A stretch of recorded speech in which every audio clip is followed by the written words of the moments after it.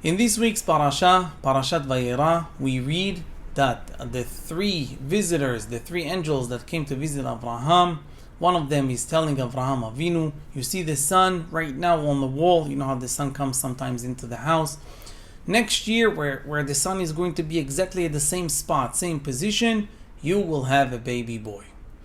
Sarah heard, and it says that she was laughing. She says, how is it possible that that I will have a baby boy if my husband he's going to be 100 years old? So he's old already. How is it possible? No way. HaKadosh Baruch Hu saw it and did not like that Sarah was underestimating his power.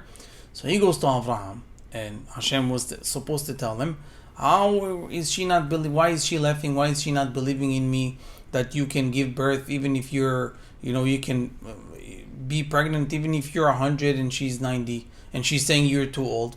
But no, Hashem doesn't say that. Hashem says that she said that she was too old. So, and why? And we look with the Mefarshim, the Hachamim are telling us that Hashem did not want to create a fight between the two, so he changed from the truth. She said, he is old, so I can't give birth. What did Hashem tell Abraham? That she said that she was old, so she can give birth. So Abraham Avinu comes and confronts her, and she said, it says no, that she said no, she didn't, because she was scared to admit that she was laughing, and the Torah goes on. But here we learn a very important and beautiful principle, that we should do everything possible in order to keep peace in the home. Each one in our homes first. So when we see how important it is, if Hashem does it, and Hashem is changing from the truth for the shalom, we can understand how important it is. So now the halakha tells us that sometimes we're allowed to change just to keep the shalom, to keep peace. Nevertheless, we see a story in the Gemara, Rav, which is very important, very famous rabbi in the Talmud. He had a son, Hiya. Now this Rav, big rabbi, he didn't have zechut, he didn't have a merit to have a good wife. And she was asking him every day, what do you want to eat? She would make the opposite. If he said sweet, she would make him something sour. Dairy, she would make him meat, and so on and so forth. Hiya, his son, grew up and saw what was going on. So he said, I'm going to take care of it. He would go to his dad. He said, Daddy, what would you like to eat today? And he would say, dairy. Okay, he goes to his mother. He said, Daddy said that he wants to eat meat. He wants to eat meat today. And the mom, she hears it. She would do the opposite. So she would make dairy.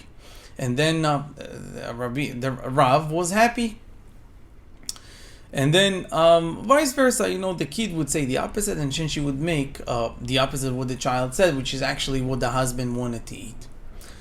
So Rav, one day, he realized there is something in here. So he called his son. He said, what's going on? So he told him that his son told him what he's doing.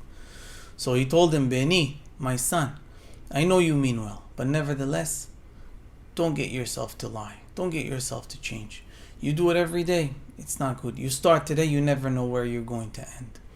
And here, the halakha, the bottom line of the halakha, it says, although it is allowed to change from time to time in order to keep the peace, but don't get yourself too much into it. Don't get yourself used to it, because once a person gets himself into a negative habit, it sometimes, without feeling, he can fall into other bad habits.